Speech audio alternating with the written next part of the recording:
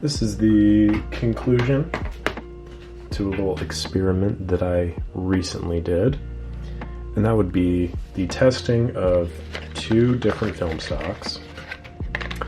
Both expired roughly around the same time. First of all, I haven't had a science class probably since high school, unless you count botany, but we didn't really do much experimentation in botany. It was like, plant these seeds, and then under these conditions, what do you think the probability of them coming out okay is going to be? So like, very mild experimentation. The way I remember experimenting going is that you would take what you're trying to accomplish, minimize the variables, and then something like that. Anyway, what I was trying to accomplish, and I think I might have made this point in a previous video, was I was going to see the differences between something like Ektachrome versus, normal color negative film. So slide film versus color negative.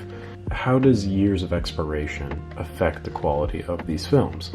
Because a lot of people may know, but these are very different things. Even though they're both 35mm film, they're both made by Kodak, they're both expired in roughly the same year, but this has more layers of emulsion to it to bring out differences in color. This produces a slide, whereas this produces a negative. Okay, and yeah, you may know that, and that's fine, but it's still important to note because film's kind of expensive. You might notice going on whatever website you choose to buy film on. Film can be pretty pricey, so it's also kind of fun to jump on eBay, look up some expired film, and buy away. I do that all the time. I mostly shoot expired film, I feel like, but the issue is like, what kind of quality are you going to get? What are the best films to buy? Should I buy some old Kodachrome? Because I've heard great things about Kodachrome. My grandpa shot Kodachrome and he loved it. Don't buy Kodachrome. You cannot develop it. It's a waste of money. It's a waste of time. Although this cartridge does look pretty sick, in my opinion. I digress. Things that people will tell you is, things that I've told people. Polaroid film usually is the first to go. Expired Polaroid film is usually garbage. Slide film is usually like the next. Then color negative and black and white. Like, shoot, I'm shooting this black and white right now. That's T-Max.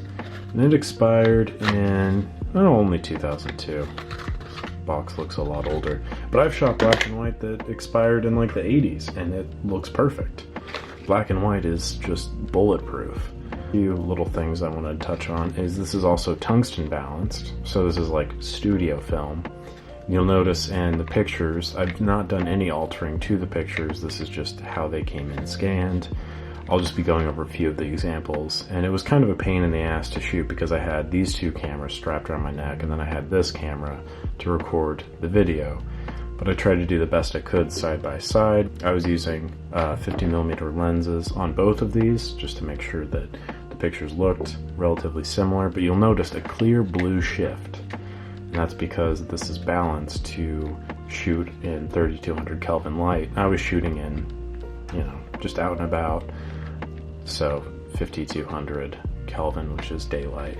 This high definition stuff, I don't think that there's like a significant difference between this and like normal Kodak Gold 400. I think maybe like the grain is a little bit finer. We'll go over the pictures here in a minute, but what I will say right now is that I'm very impressed with how this came out. This has an interesting look to it, and I think knowing the parameters of the film now, you could probably pull something from it. The other final point I'd like to make is that these cameras are just phenomenal. This is actually the first time I've shot with Canon A1s. This is like my bread and butter of repairing. I love working on these things because they're so complex. So it's always kind of a challenge, but also at the same time, it's like they make so much sense. Like all of the operating principles just make sense in these cameras. So big fan of these, and just a reminder, these are both on sale in my store. I have this one for a kid with the 50mm lens and this handy little dandy power winder. And then this one I have with I think it's a 70 to 210 lens. Without further ado, let's get into some of these pictures.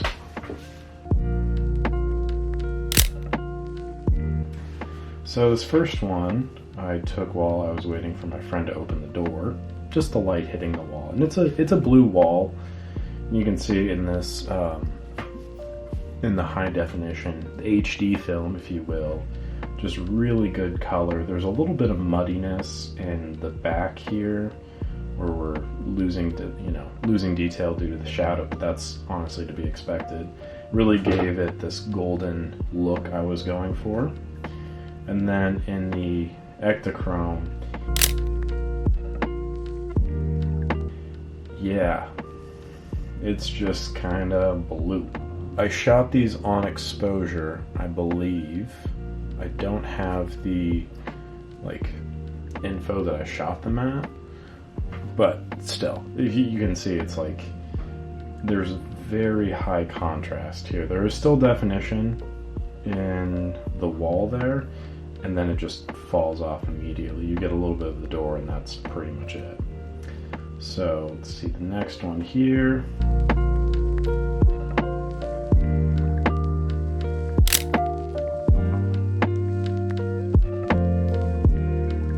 My friend doing dishes. And I got this so we could do like a skin tone comparison. In the HD, it's obviously pretty warm in here. This wasn't color balanced at all, but you know, the way that the light is coming in, I believe it was golden hour, if you will. But you can see that's pretty warm skin tones on her face, but pretty decent definition. Again, a lot of fall off into the shadow, but that's to be expected with any kind of film, especially expired film. That's like usually the first thing to go, but really nice contrast between the bright blinds and then this darker area behind her back.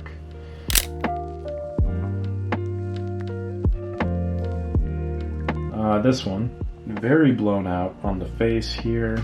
I think this one might have been shot at a different exposure, because the other thing that I failed to mention is these are different ASAs. This is 160 and this is 400, but I did shoot these, I think, fully automatic. This should be on exposure, but it's a little blown out on the face. There's probably still some detail there, but outside of the color balance shifting, pretty good picture. I think you could pull something salvageable from this.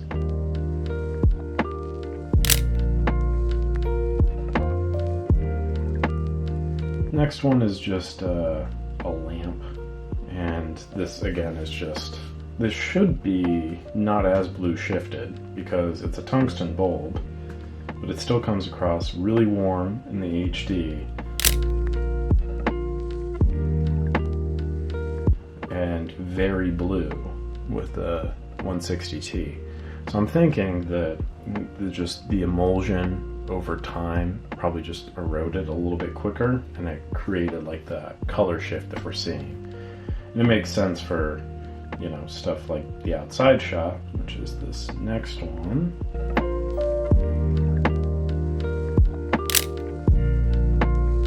Yeah, like this shot, it makes a lot of sense because I'm outside, you know, it's daylight, it's gonna be very blue, but the inside stuff, it should be okay. So I'm wondering if it's maybe like the whole batch being developed in a certain way kind of creates that cast, or if it's just the erosion of the film over time. So looking at the HD version of that, you can see really good color preservation, really nice detail. I like this picture a lot. I'm a sucker for palm tree pictures though. I don't really like palm trees per se, but I just like taking pictures of them. So I always think they look very photogenic. This palm tree, I don't know what happened here, but this is, I think it was getting a little darker out, obviously, because that's what happens with the day, you know, day turns to night, it gets darker. Weird, like, greenish tint to the whole image. And this warm, like, the warmness is kind of translated into, like, a green tint, which is interesting, but then you get the Ektachrome, and it's just blue. That's all you get. You get blue grain, and you kind of see the vague shadow of a palm tree, but that's it.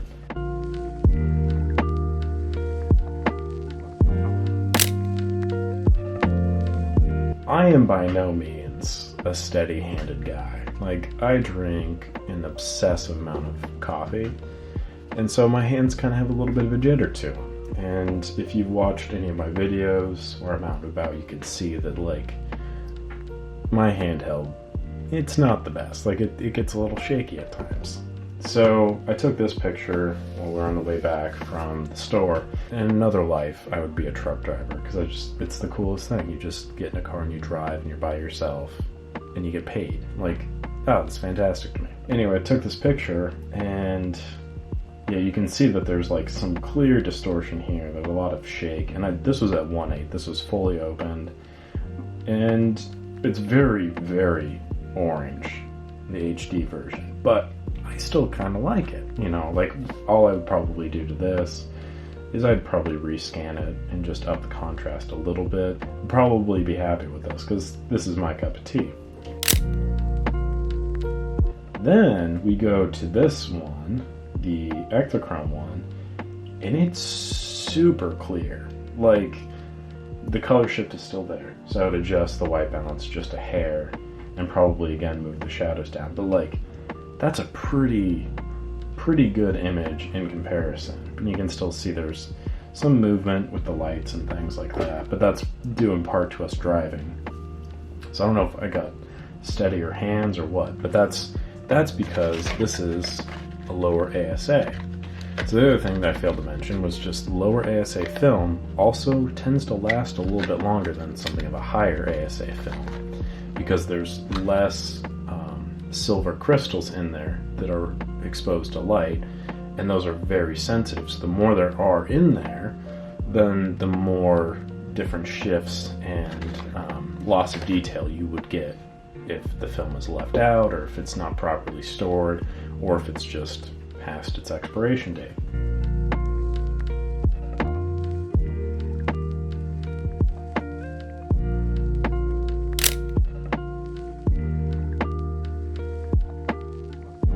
Just set up a piece of paper and took a picture of my coffee mug. This is like my favorite mug. If anyone ever wants to know what kind of mugs I like, I might do a mug review, who knows. Still kind of figuring out what works and what doesn't for my channel, but this is my favorite mug. And you can see this HD version, totally fine. Clear detail, a little contrast, but it's low contrast lighting. Nothing really to note there. You know, you can get a good idea of what this is. And then we go to the